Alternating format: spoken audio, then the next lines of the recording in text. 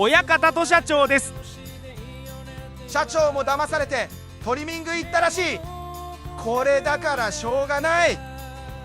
僕もボディはボサボサだった。2匹のアフター見てください。スカーフもしてもらい兄弟っぽい。いつも仲良しだといいけど、視野長がしつこくて久々に親方が声出して訴えたよ。反動ってすごいね。みんなも素直に気持ち伝えられたら良いのにね。